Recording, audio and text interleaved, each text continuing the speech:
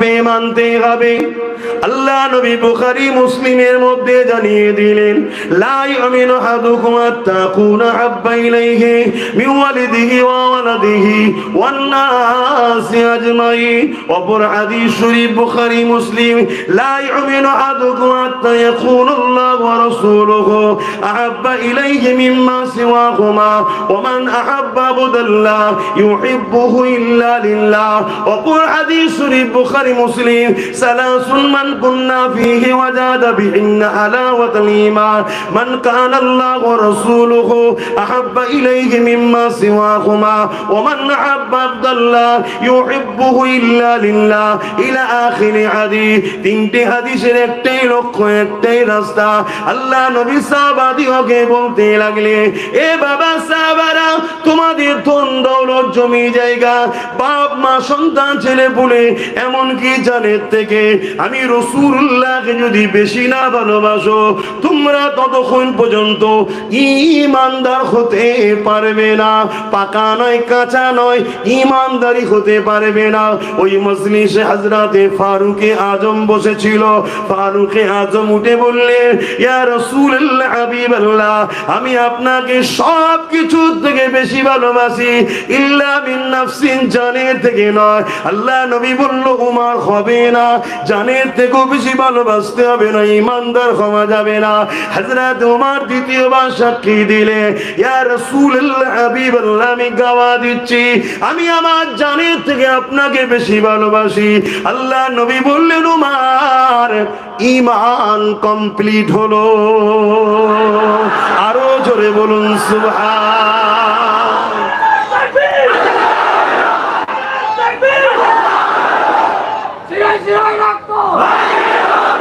ভাইয়ের আমার, খুব ভালো করে শোনেন। একটা কাজ করেছেন, এসেছি যখন পেয়েছি নবীর গোলামগুলোকে, তা একটু বুঝিয়ে যাচ্ছি।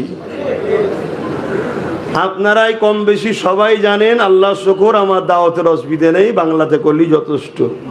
কিন্তু এখানে আসলে ভালো লাগে, বাইরে গেলে এই বাহানা একটু মাইন্ড ফ্রি হয়। কেন, খাস করে স্পেশাল ঘুরতে যাব বা বেরোবার টাইম নেই, একটা বাহানাতে বেরিয়েছি। কথা বুঝে আসছে?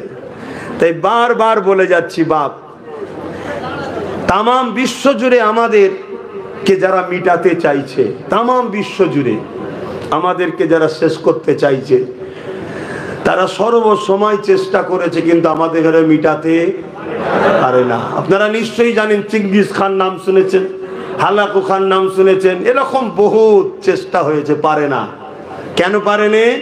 আমাদের মধ্যে একটা পাওয়ার আছে, যে পাওয়ারটার নাম হলো ঈমান। জোরে বলুন সুবহানাল্লাহ। ওই পাওয়ারের কাছে যুগে যুগে তারা পরাজিত হয়েছে। তাই তারা বড় পরিকল্পনা করে আমাদের ঈমানকে লুটার জন্য হাজারো ষড়যন্ত্র করছে। আর ঈমান হুজুরের মোহাব্বত ও ভালোবাসার নাম। জোরে বলুন সুবহানাল্লাহ। আপনাকে বুঝাবার জন্য আর একটু খুলে বলছি, বিরক্ত হচ্ছেন না তো? আপনি একটা प्लांट लगाবেন, गाछ लगाবেন, कोई भी दरख्त हो, उस दरख्त को आप लगाने के लिए दो चीज की बहुत जरूरत है, एक मिट्टी और दूसरा आबहवा। ওই গাছকে আপনাকে লাগাতে গেলে দুটো জিনিসের জরুরি, একটা মাটি আর একটা কি? আবহাওয়া।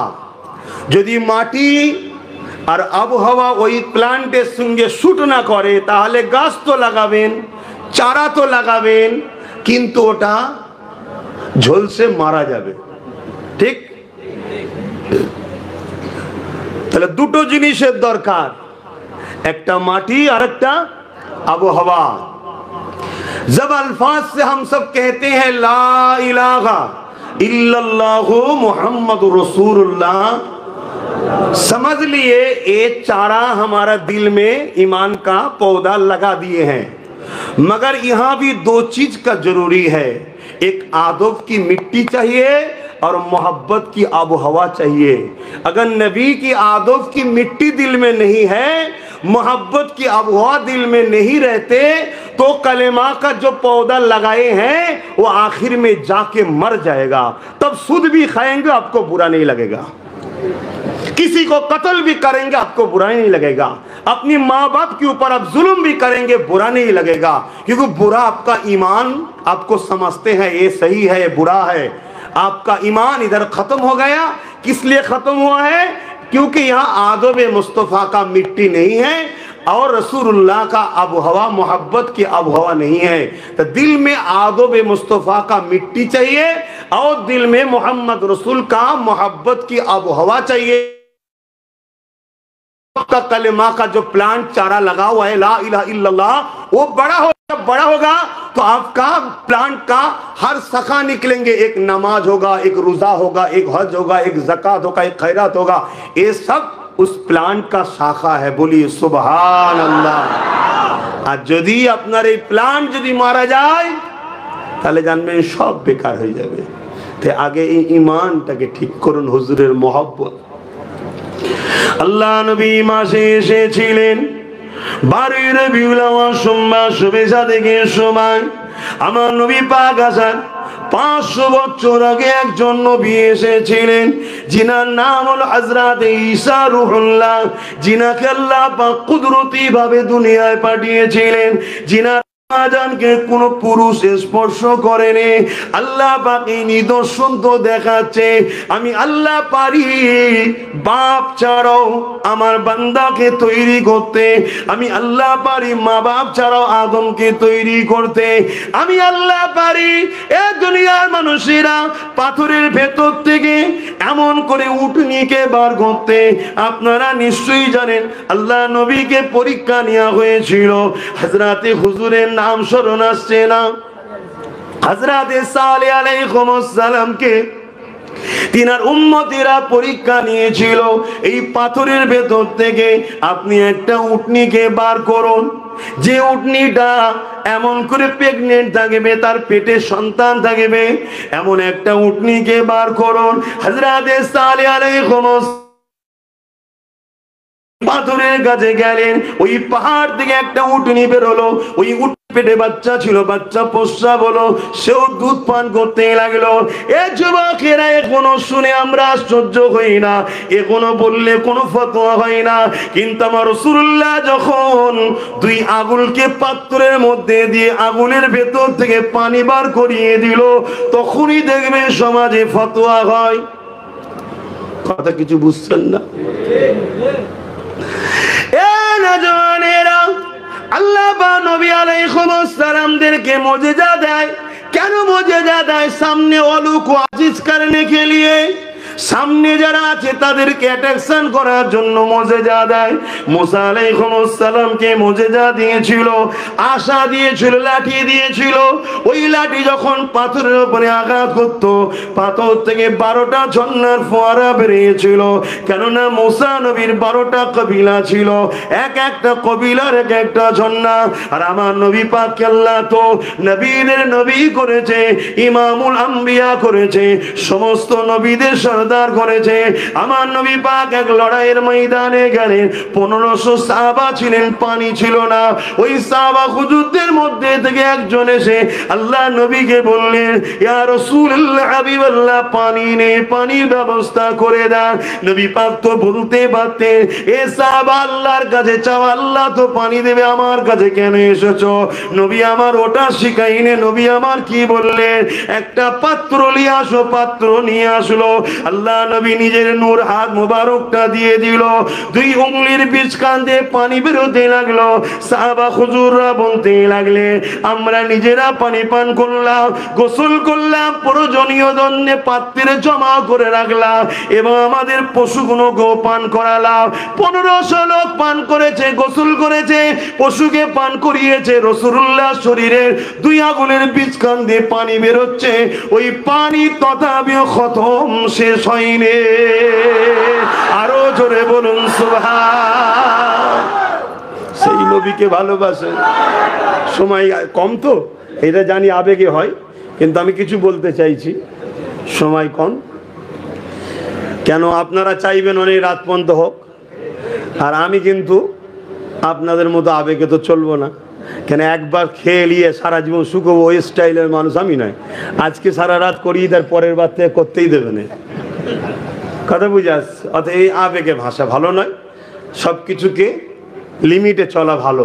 ইসলাম বাড়াবাড়িকেও পছন্দ করে না, কমানোকেও পছন্দ করে না। ইসলাম মধ্যপন্থী অবলম্বন করতে বলেছে, জোরে বলুন সুবহানাল্লাহ। আর আমার মুজাদ্দিদ জামান দাদা হুজুর রহমাতুল্লাহ আলাইহি পূর্ব ভারতের মানুষকে এই মধ্যপন্থী অবলম্বনের রাস্তা দেখিয়েছেন, জোরে বলুন সুবহানাল্লাহ।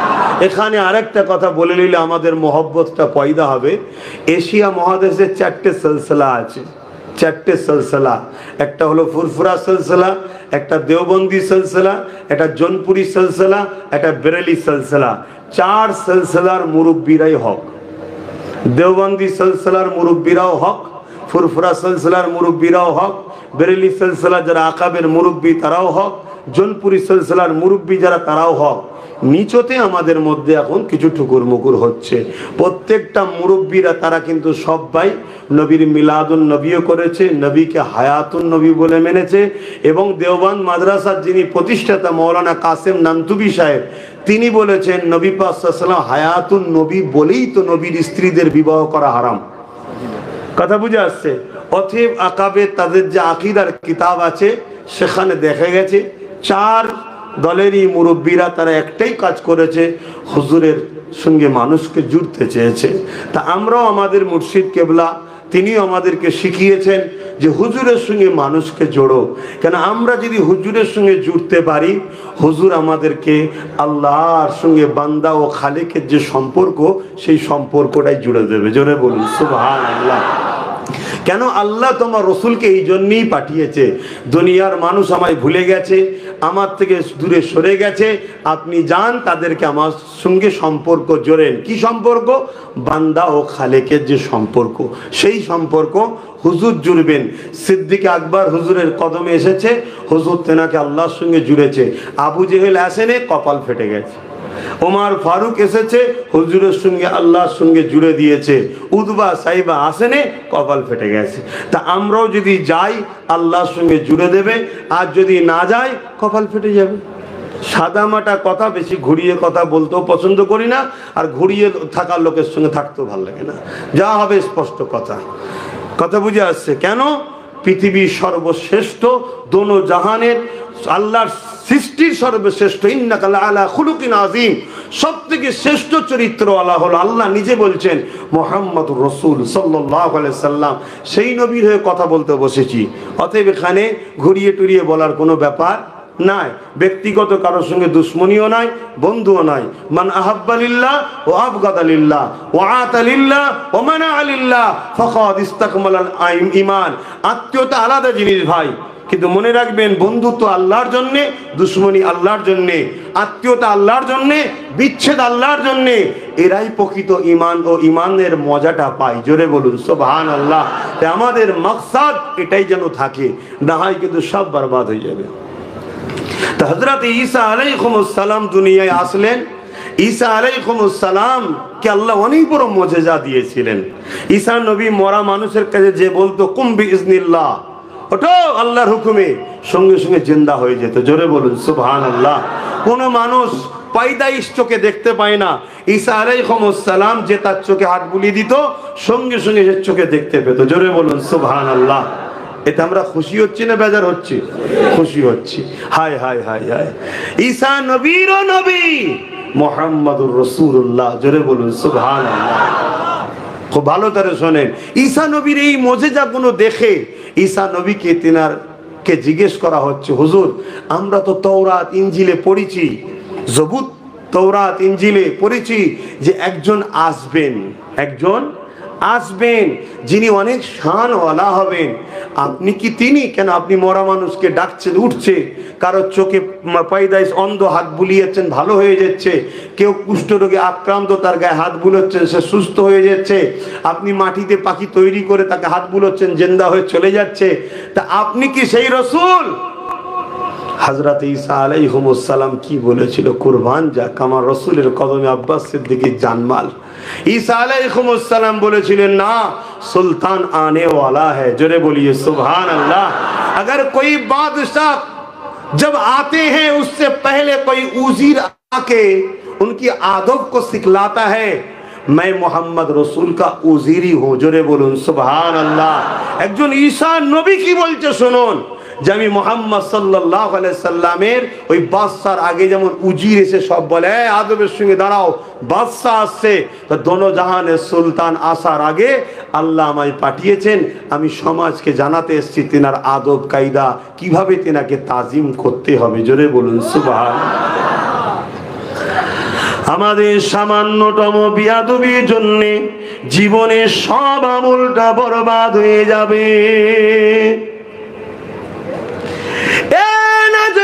তরুণেরা 100 বছর যদি হায়াত দেয়, 80-85 বছরের নামাজ, 80-85 বাড়ির হজ, আর হাজার হাজার মাদ্রাসা মসজিদ বানানো সব একদিকে রেখে দেন, আর আমার রাসূলুল্লাহ জুতা মোবারক নিয়ে সামান্য যদি বেয়াদবি হয়ে যায়, ওই 100 বছরের আমল সব বরবাদ হয়ে যায়।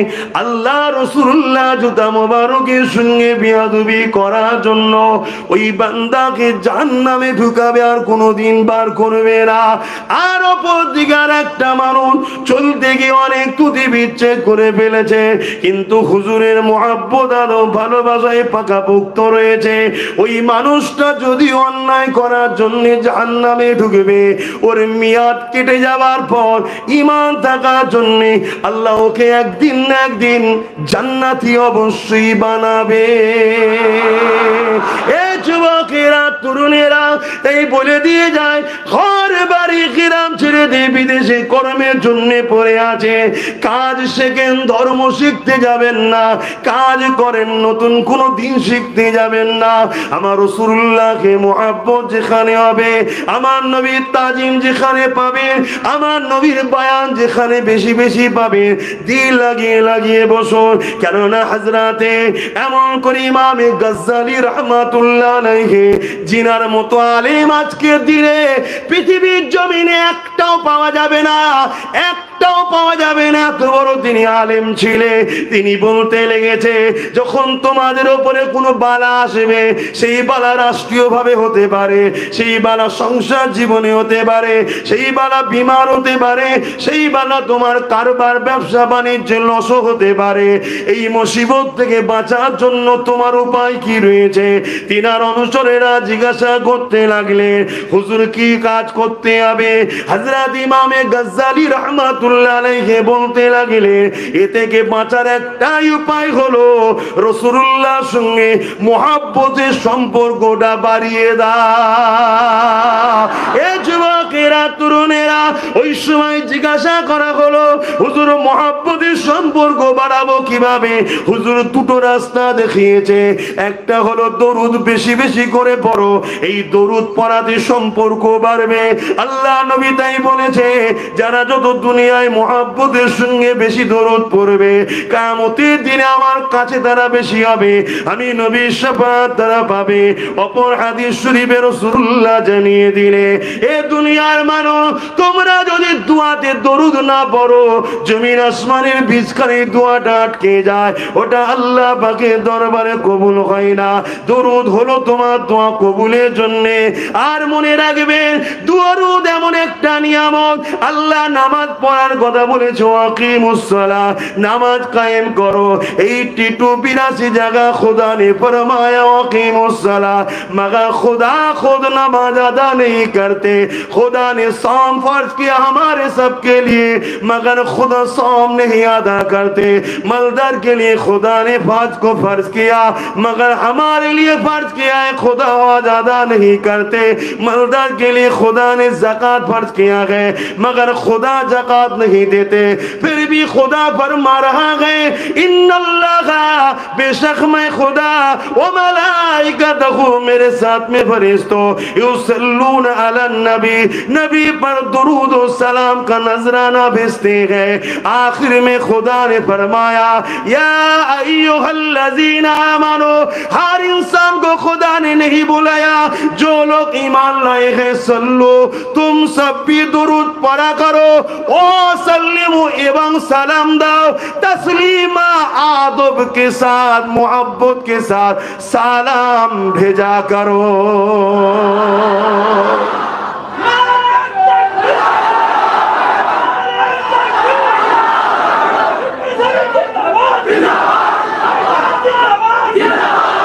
খুব ভালো করে বোঝেন, নামাজ ফরজ, ঠিক তো নাকি? কার হুকুম? আল্লাহর। দরুদ কার হুকুম?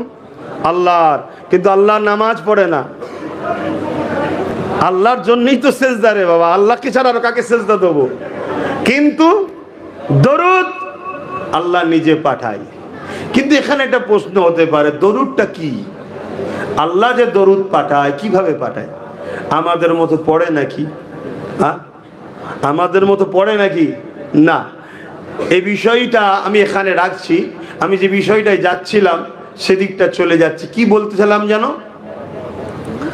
বলবেন তো কোন জায়গা থেকে এদিকে এলাম? আপনারা শুনছেন তো? বলেন, কেউ একজন তো বলেন কি বলছিলাম। হযরত ঈসা আলাইহিস সালাম তিনার আলোচনা করতে আমার রাসূল পাক সাল্লাল্লাহু আলাইহি ওয়াসাল্লামের শান মর্যাদা আল্লাহ কত বড় করেছে যে হুজুর পাক সাল্লাল্লাহু আলাইহি ওয়াসাল্লামের বিষয়ে ঈসা নবী তিনি মেসেজ দিতে এসেছেন। আমার নবী পাক সাল্লাল্লাহু আলাইহি সাল্লাম সমস্ত নবীদেরও নবী, তার জন্যই আল্লাহ বাইতুল মুকাদ্দাস জেরুজালেমে একটা নামাজ আদায় করিয়েছিলেন। আপনারা জানেন, যেখানে সমস্ত নবীরা আমার নবীকে ইক্তেদা করে নামাজ আদায় করেছিলেন, আর আমার নবী ইমামত করেছিলেন। জোরে বলুন সুবহানাল্লাহ। সেই নবীর উম্মত হয়ে আমরা খুশি না বেজার? আমরা কি ধন্য নয়? হ্যাঁ, সেই নবীকে পিয়ার করুন, ভালোবাসুন, মহব্বত করুন, দিলে রাখুন। যেখানে আমার নবী পাকের আদব ভক্তি ভালোবাসা আছে সেখানে আপনারা জুড়ে জুড়ে বসবেন।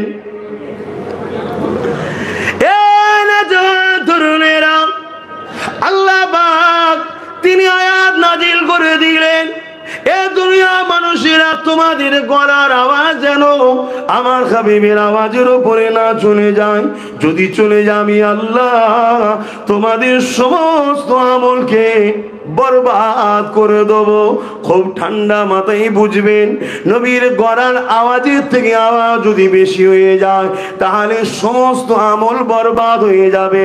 নবীর সঙ্গে কোনো তর্কাতর্কি করেনি, নবীর বিরুদ্ধে নোংরা কটু কথা বলেছে তা বলেনি, শুধু বলেছে আওয়াজ যদি বেশি হয়ে যায় তাহলে তোমাদের সমস্ত আমলকে বরবাদ করে দেওয়া হবে। এই যুবকেরা, তরুণেরা, বাপেরা, আমার নবী পাকের একজন সাহাবী ছিলেন যিনার গলার আওয়াজটা বড় উচ্চ আওয়াজ ছিল। তিনি পায়দাইশ জোরে কথা বলে। অনেকে আমাদের মধ্যে আছে দেখবেন নরমাল কথা বলে, কিন্তু মনে হবে যেন ঝগড়া করতে লেগেছে, আওয়াজটা একটু উঁচু। এই আয়াত যখন নাজিল হয়ে গেছে ওই সাহাবী ঘরে গিয়ে দরজা দিয়ে কাঁদতে লেগেছে, আর দরজা খুলছে না। একদিন যাই, দুদিন যাই, 3 দিন হয়ে যায়। হুজুর আমার খোঁজ নিবার জন্য এক সাহাবীকে পাঠিয়ে দিলে। ওই সাহাবী তিনার বাড়িতে চলে আসলো, খোঁজ নিয়ে জানতে পারলো তিনি এইভাবে 3 দিন করে দরজা বন্ধ করে দিয়ে, কখনো কোনো খাওয়া দাওয়া বন্ধ করে দিয়ে, শুধু জবান দিয়ে একটাই কথা বলছে, আমি ধ্বংস হয়ে গেলাম, আমি বরবাদ হয়ে গেলাম, আমি শেষ হয়ে গেলাম। এই যুবকেরা ওই সাহাবী হুজুরকে যে শোনালো, হুজুর আবার পাঠালেন, যাও সালাম দিয়ে জিজ্ঞাসা করো কি হয়েছে। ওই সাহাবী আবার ফিরে গেলেন, সালাম দিয়ে বলতে লাগলেন কি হয়েছে হুজুর পাঠিয়েছে। ওই সাহাবী তখন বলতে লাগলো, আল্লাহ আয়াত নাজিল করে দিয়েছে আমার রাসূলের গলার আওয়াজের উপরে কার আওয়াজ উঠে গেলে এমন করে তার আমলের সব বরবাদ হয়ে যাবে। তাই আমার কণ্ঠের আওয়াজ তো জোর হয়ে যায়, তাই আমি মনে হয় ধ্বংস হয়ে গেলাম, বরবাদ হয়ে গেলাম। হুজুরের কাছে খবরটা চলে আসলো, আল্লাহ নবী পায়গাম পাঠিয়ে দিলে, যাও আমার সাহাবী তো ইচ্ছা করে না, কিন্তু আমার সাহাবীরই ডর ভয়, আমার মহব্বত ভালোবাসা আল্লাহ বড় খুশি হয়ে গেছে। আমার নবীর পায়গাম জানিয়ে দাও ওই সাহাবীটা হলো জান্নাতি। আরো জোরে বলুন সুবহান। কবে কিয়ামত হবে? কবে দুনিয়া শেষ হবে, বিচার হবে, ময়দানে মাশর হবে, কানা মিকদারু 50 আলফা সানাতিন, 50,000 বছরের একটা দিন হবে, সব বাকি আছে। এখনই নবী বলছে জান্নাতি। কি বুঝছেন? নবীর ক্ষমতা আছে না নাই? এই ক্ষমতা নবীকে দিয়েছেন কে? আকীদা ঠিক করুন, আকীদা ঠিক করুন। হুজুর কিছু কিছু জানে, কিছু কিছু জানে না, এই আকীদা হলে ঈমান চলে যাবে। সব থেকে বড় গোপন হলো আল্লাহ নিজে হুজুরকে নিজেই দিদার দিয়ে দিয়েছে। জোরে বলুন সুবহানাল্লাহ। আমার হুজুর জানিয়ে দিচ্ছে। এ নওজোয়ান তরুণেরা, এ নবী পাকের প্রেমিকেরা, আমরা মহব্বত ওয়ালা মানুষ, প্রেম ভালোবাসা মানুষ, প্রেমের কথা বলাও পছন্দ করি। আপনাদের অসুবিধা হচ্ছে না তো? আসুন, আমার নবী পাকের মিলাদের উদ্দেশ্য করে মাহফিল করেছেন, একটু মিলাদের আলোচনা করে নি এবং ফায়দা কি শুনি। হযরত আবু বকর সিদ্দিক রাদিয়াল্লাহু তাআলা তো বললেন কানা রাফিক বিল জান্নাত। এবার নবী পাকের ঘরের কথা একটা বলি। নবী পাকের চাচা যান হযরত আব্বাস রাদিয়াল্লাহু তাআলা, জিনার নামে আল্লাহ আমার আব্বা আম্মা আমার নাম রেখেছে হযরত আব্বাস রাদিয়াল্লাহু তাআলা, তিনি তিনার এলাকার মানুষদেরকে দাওয়াত দিয়েছে। আজকে যেমন জলসা কমিটি আপনাদের সবাইকে দাওয়াত দিয়েছে, আসেন সবাই চলে আসেন। আল্লাহর শ্রেষ্ঠ নিয়ামতের চর্চা হবে, আল্লাহর বন্ধুর চর্চা হবে, রাহমাতাল লিল আলামিনের চর্চা হবে, ঈদে মিলাদুন নবীর আলোচনা হবে। আল্লাহ নবী চাচা হযরত আব্বাস রাদিয়াল্লাহু তাআলা তিনি এলাকার মানুষদেরকে দাওয়াত দিলে, এলাকার মানুষেরা সবাই চলে আসো, আমার বাড়িতে সবাই আসো। আজকে আল্লাহর শ্রেষ্ঠ নিয়ামতের আলোচনা হবে, আমার নবী পাকের মাওলুদের আলোচনা হবে। এই যুবকেরা এলাকার মানুষ জড়ো হয়েছে, আল্লাহ নবী চাচা যান ওখানে খিতাব করছে, আলোচনা করছে, বয়ান করছে।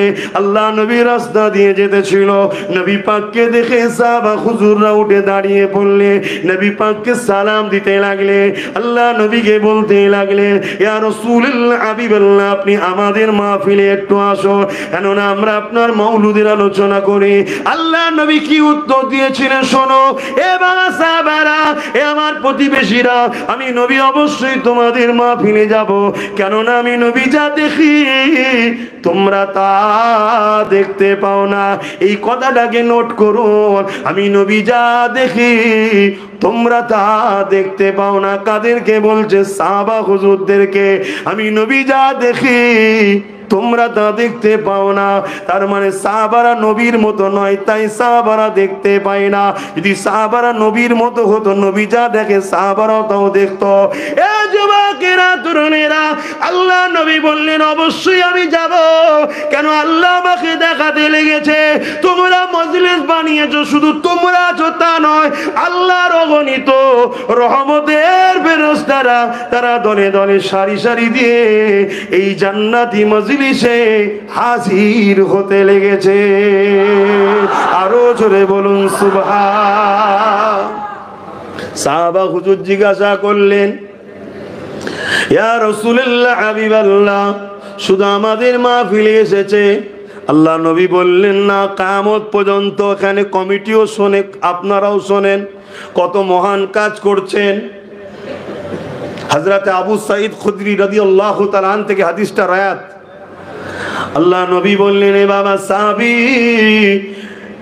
শুধু তোমাদের নয়, কিয়ামত পর্যন্ত পৃথিবীর যে কোনো জায়গায়, যে কোনো শহর, যে কোনো সিটি, যে কোনো গলি, যে কোনো নগর, যে কোনো বাড়িতে আমি রাসূলুল্লাহ আমার মাওলুদের মাহফিল হবে, ওই জায়গায় রহমতের ফেরেশতা হাজির হবে। কিছু বুঝছেন? দেওবন্দি ভাইদের একজন বড় আলেম আছেন, হযরতে মাওলানা আশরাফ আলী থানভী সাহেব। তিনি কিতাবের মধ্যে লিখছে, মুসিবত থেকে উদ্ধার হওয়ার জন্য উচিত হলো রসুলের আলোচনা বেশি বেশি করা হোক। জোরে বলুন সুবহানাল্লাহ। আর আমি সেই একটা বলেছি, আর একটা বাকি রয়েছে, গাজ্জালি হুজুর, ইমাম গাজ্জালি হুজুরের, মনে পড়ছে? তা দ্বিতীয়টা কি বলেছিল? মুসিবত থেকে বাঁচার। আজকে আমরা মুসিবতে আছি না নাই? খারাপ নেবেন না, মুসিবতে আছি না নাই? সত্য কথাতে ভয় খাবার কিছু নেই। চারিদিকে দেখুন না কি হচ্ছে, কার ফ্রিজে কি আছে খুঁজে খুঁজে বার করা হচ্ছে। কি হচ্ছে না?